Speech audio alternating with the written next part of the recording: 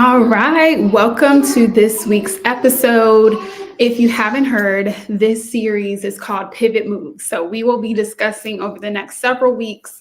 I will be telling my own stories, giving you some inspiration on how exactly you can take traditional careers and turn it into a dream opportunity.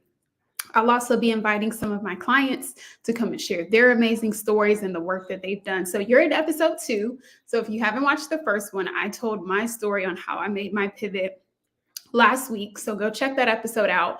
But today we're going to be talking about how you can turn your expertise into landing a corporate contract. And I'm going to break down the 3 steps that I've been able to develop and refine as my framework to doing this. So we're going to jump right in. Before that, I know that there are a lot of new people coming over to the page. So I want to give a quick introduction. My name is Kirsten Allen. I am a career pivot strategist, which essentially means I help successful experts turn the career that they've built into amazing dream opportunities that they probably would have never thought they could turn them into, whether that be a corporate contract or landing that new multi-six-figure corporate job of their dreams. So that is what I do. That is what we talk about over here. I have a background of over 10 years of experience in this area, coming from my own corporate space to transitioning into the amazing things that I'm doing now. So you are in good company. Let's get into the content for today. All right. So now I'm going to go into this. I don't have any notes. I'm just going to speak to the framework. So if you're here, you're catching this, you're about to get some good information, because typically this is what my clients and I would work on. But today I'm going to share with you the high level process and some of the beliefs that I believe you all may have that just from talking with you about this topic, and show you how there actually can be a different side to this that you may not have considered before. So make sure that you stay to the end so you can catch all those gems and be able to implement this process from here. So let's get started with how this is even a thing. Like, why are we thinking about this? Why is this something that you should focus on this year? All the things, right? So you've already identified, hey, I want to go after these big opportunities. And maybe people have even approached you about doing some type of training or contract with their organization. And you're like, this sounds great, but I have no idea on how to navigate this process. So if that's you, that's why we're going through this today. Because what I don't want you to do is get excited about an opportunity, jump in head first, and essentially not maximize the opportunity to its fullest potential. Okay. So let's dive into the first step. Now, here's a little shift. I find that a lot of people automatically want to jump to, what do I put in the offer? How do I price it? And what do I put in a proposal? X those things off the top of your list. You don't need to worry about that right now, right? Let's take it step by step. And when you follow this process that I'm sharing with you today, you will find that you'll experience more success. Why? Because I did it the opposite way, and I've done it the way that I've refined now, and I have gotten exponentially better results with just a few shifts that I'll be sharing with you today. So don't worry about all that offer, pricing, proposal stuff. Like, that is literally down the line. If this is your first few opportunities in the corporate space, what you really want to start with is identifying who exactly is going to be the decision maker or the end user for the offer that you want to provide. So let's break that down to make it a little bit simpler. So in a corporate engagement, there are a couple of different key players, and I'm not going to get into it because we can talk about this all day, but there are key players. So there's the decision maker, there's the end user, and there are, other people who influence the decisions as well. Your decision maker is going to be the person who basically it's their job to solve X, Y, and Z problem. You are going to be the solution to the problem they need to solve. The end user could be, and we had this whole conversation over the last couple of days about nonprofits. The end user could be someone within the organization, the employees, the leadership, etc. The end user could also be their customers, their constituents. So in the nonprofit realm, the women, the children, the men, whoever it is that they serve could be your end user. So when you're Going into corporate contracting, you have to hold the dichotomy of who you're serving. So in that sense, yes, you want to get the buy-in of the decision maker because they have the check. When you're thinking about your content, how you're delivering it, how you're packaging things up, it has to be in the mind of the end user. If they're different, again, you have to hold space to make sure you're being that advocate for both. Okay. So going back to this first stage, you need to understand who it is that you're looking to serve, that end user. So is it leaders? Is it children in a specific area? Is it college students? Whoever it is. Okay, that's my person. Who is going to be my inroads into serving that person? So I like the example of students because that is something that I've done in the past, and one of my clients is doing that. So we're going to talk from that example. So if you're going to target student leaders for your leadership program, let's go with this example. Most times it is the student activities director or someone that's close to that space that's going to be your leeway into that conversation. Now, let's take a break here and address some of the things that are probably going through your head. Well, where do I find them and what do I say to them and all the things? You find them everywhere. These people are not hidden behind, these silos or so far up that they can't have a conversation with you. Literally, in the matter of a week, if you set out a target to different organizations that you want to work with, who would be a great fit, and find those people, you will get a handful of calls, just introductory conversations to understand more about what they do within a couple of weeks. People love to talk about what they do, right? So we want to shift this belief that thinking going into corporate or going into the nonprofit space or whatever that may be, that you don't know who to talk to. It's the same people that you've been talking to in your business throughout the entire time. It's a lot easier. They're willing to talk about what it is that they do and sharing and seeing if there's an opportunity for you to help them be better at their job. So shifting that. So number one, you want to have those conversations. And as you are having those conversations, you get answers to every other piece that you're worried about before. So don't put the cart before the horse. You'll get answers on how should I package my offer if you have the right conversation. If you ask them, what are some of the pain points that they're experiencing? What does success look like for you? What is your daily job, right? Even just understanding what is their day-to-day role? What does that entail? What are some of the challenges that they face? What are some of the gaps they see in the organization? Have you ever tried to address this before? And how did that work out for you? That's a good question to give some indication on how they're thinking about things and how they would see a solution. Because one thing you don't want to do, and what, again, another mindset piece that I want to shift for you guys, I see a lot of people already packaging offers or already having this thing that they want to provide, which is great. But if it's not in alignment with the people that you want to serve, it's going to fall on deaf ears, right? So before you get down to proposals and offers and all the things, have the conversation so that you can truly see if it's a match between what you do, what you offer, and what they need.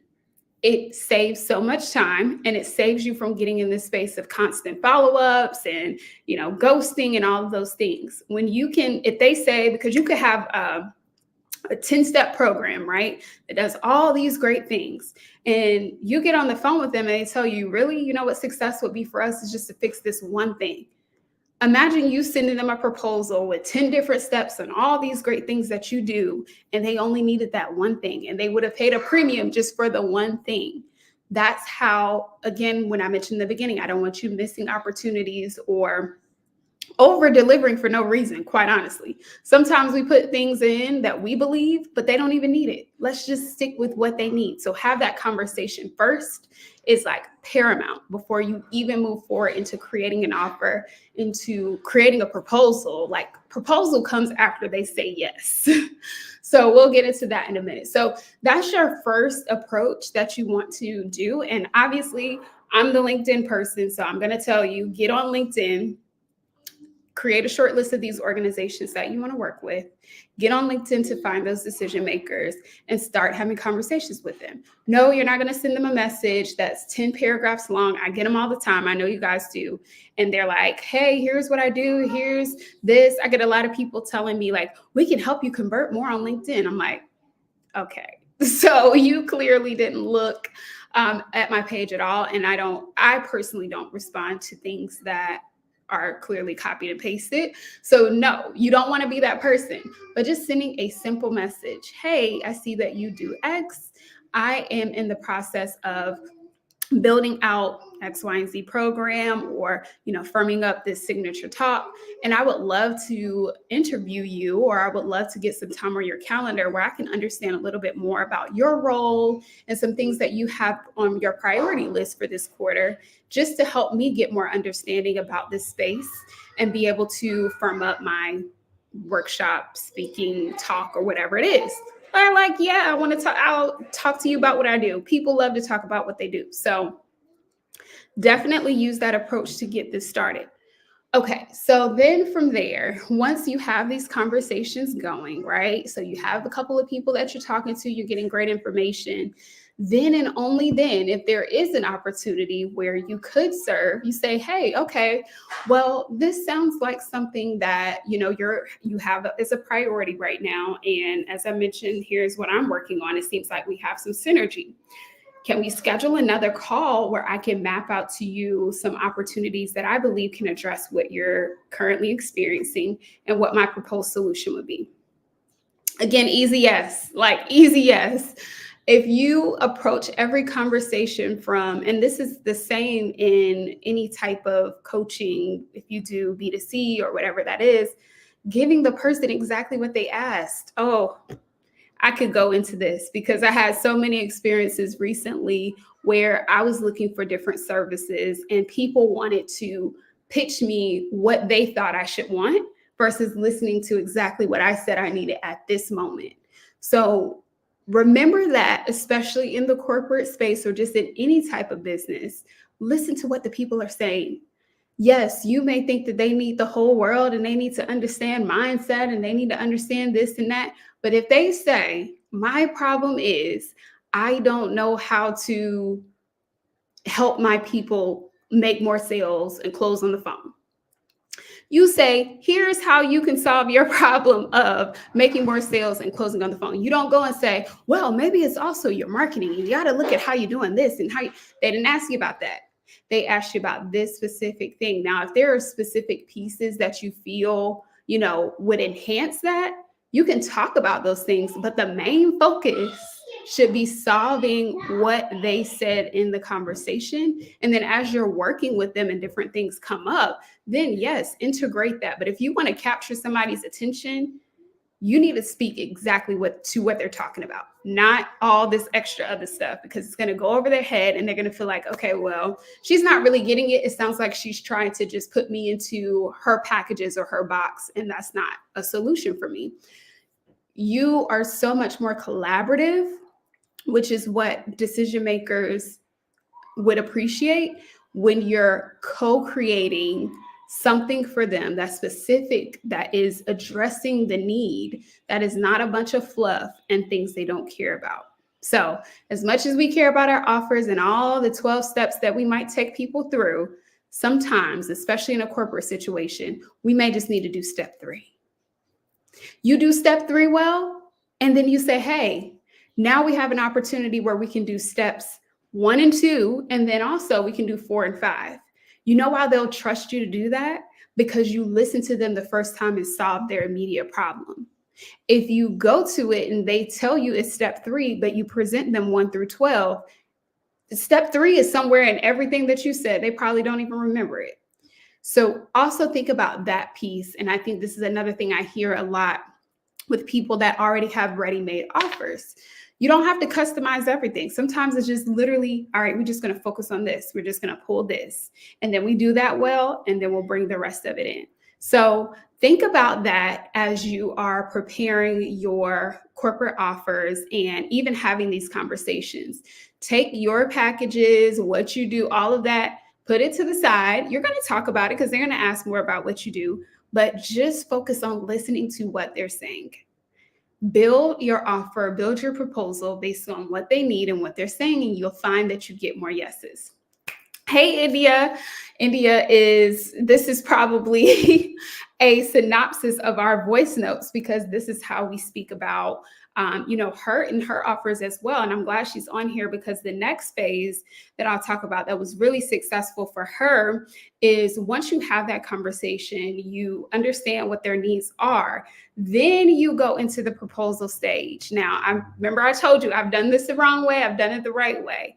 If you jump to giving a proposal before you get key pieces of information. So this is like my exit checklist. Before we move and get off this call and talk about proposals and everything else, you need to meet this key pieces of criteria. I need to know what your problem is. I need to know what success will look like for you, potential solution.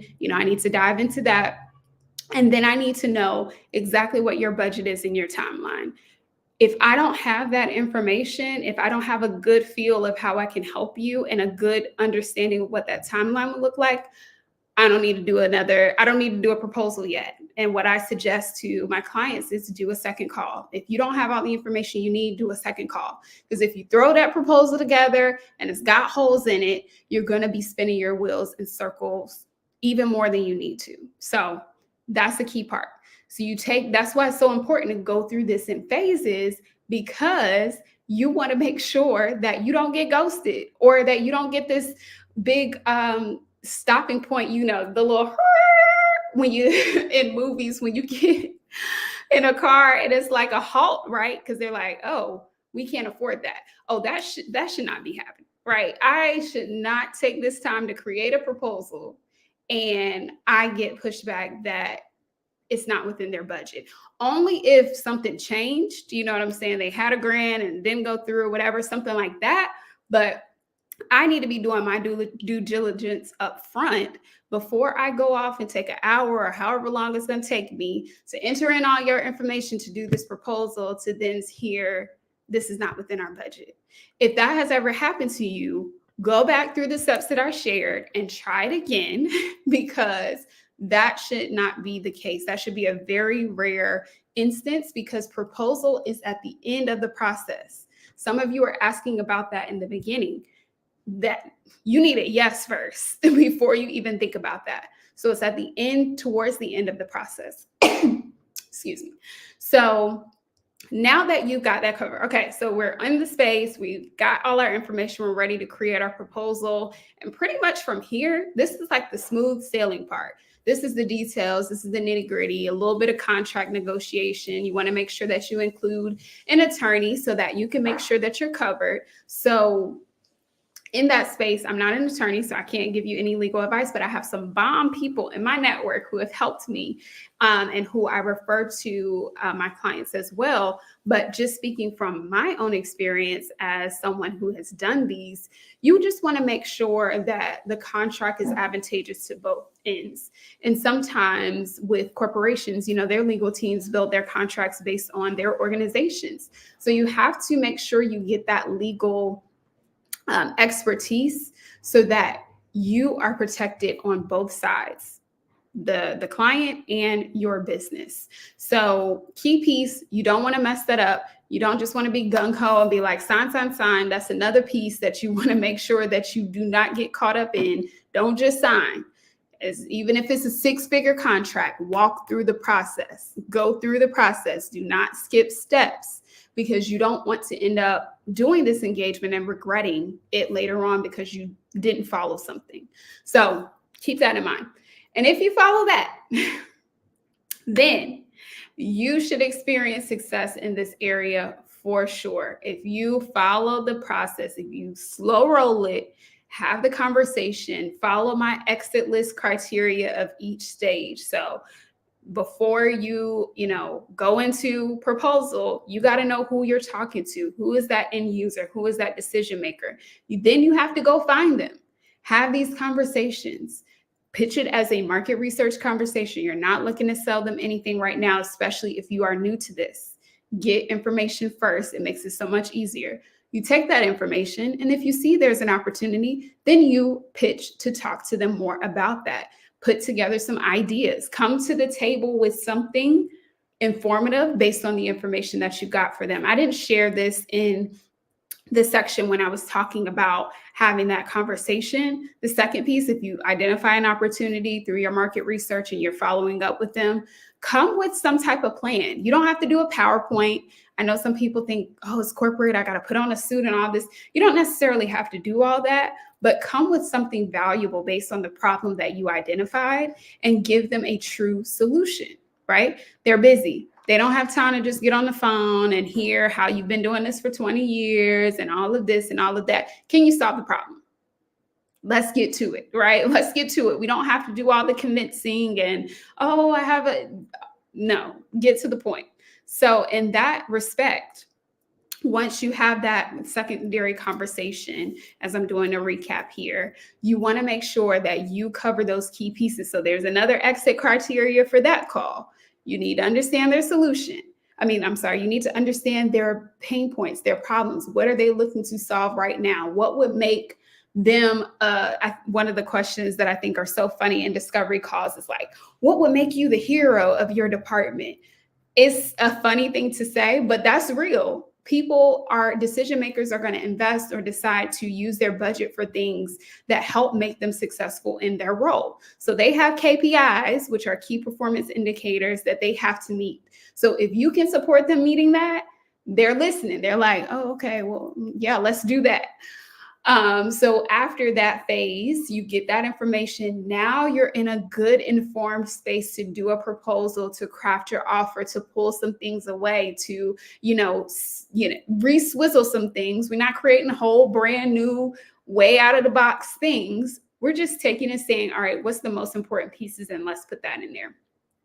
All right. So we got that all good. From there, yes, everything looks good. We're all good. Okay, now before we go and sign and start this work, our next piece is to make sure that the legal terms are both advantageous to the organization and to you as a company. Do not. We already said that enough. Jump into anything without having that expert legal review. Okay, whoo. That's it, y'all. That's it. If you do that, like literally, if you follow steps 1 through 3, you will be in the good position to be able to land your next contract. All right. So if this is something that you feel like, yes, this is something I want to do, especially if you're someone who already has like an opportunity lingering or an opportunity that could present itself, before you go down this road, you need to have someone that can help you walk through these steps.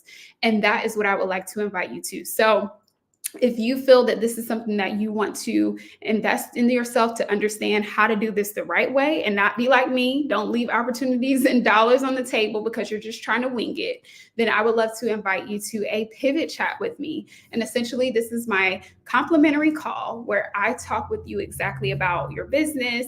We look at the potential challenges that you may have in terms of getting into corporate. And then I help you map out an action plan of how you can take what you're currently doing and turn it into a corporate contract within the next 90 days, either your first or next one. And then from there, if you decide this is something that you want support on, because like you could take this video and go ahead and, implement the steps. But I'm speaking to my people who are like, yeah, I could do that, but I know I could do it much faster and much easier if I had access to someone. Then I'm your girl. Let's get on the free pivot chat and just talk through some things and see if it's a fit. If it's not a fit, I am very good with telling people where to go instead or giving them a resource. But if we do find that there's some synergy and a good fit for us to work together, I will share with you the opportunities to do that. So the link to apply should be somewhere, in the comments, above, description, whatever it is. It's the first line to apply to work with me. Go ahead and submit your application and let's have a conversation because I want to see your expertise in these corporate streets. And to be clear, corporate can be a for-profit organization. It could be a nonprofit organization. It could be Microsoft, but it could also be companies that people have never even heard of before that are signing 5-figure checks. So remember that. Sometimes we think corporate only means these logos of, products that we have in our hand. No. Companies that are local and still a sizable organization, they have money to spend too. And that's an avenue that you can go down as well. Nonprofits have money to spend too, 5 and 6 figures, and they're ready to write the checks.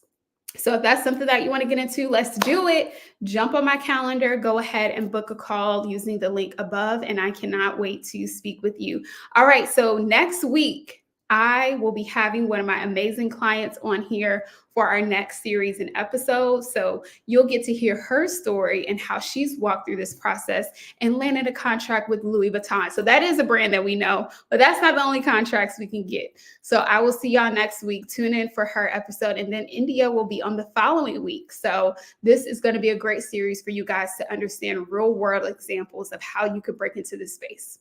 All right, have an amazing Wednesday. Talk to y'all soon.